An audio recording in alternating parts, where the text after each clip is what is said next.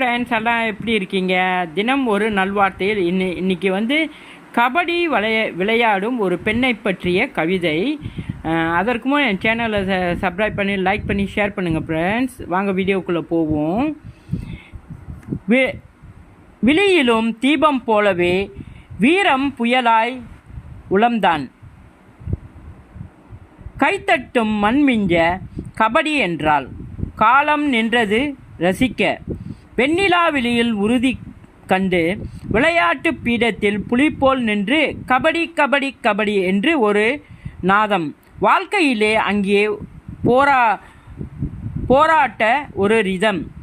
கால்தடம் மண்ணில் விட்டு போனால் கனவுகள் களத்தில் வாழ வந்தவளே. அவளது ஓட்டம் ஒரு எழுச்சி கவிதை, மண்ணோடு கலந்து வீரப்பட்டை.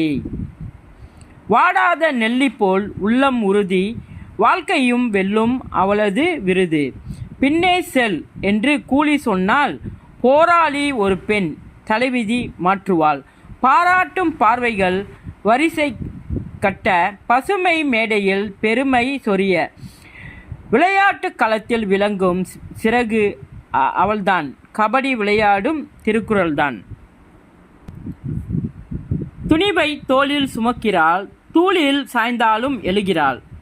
சதுரங்கம் போல நினைப்பதிலே சாதனை சேர்க்கும் சிறகே அவளே. கைகள் விரித்து கனவுகளை தேடி மாறுபடும் விதிகளை முறிக்க, கபடி கபடி என்று நெஞ்சினிலே தீபம் எரியும் பறவையடி அவளே. கபடி விளையாடும் பெண்ணே இவள், களத்தின் சிங்கமாய் களம் செய்யவளே.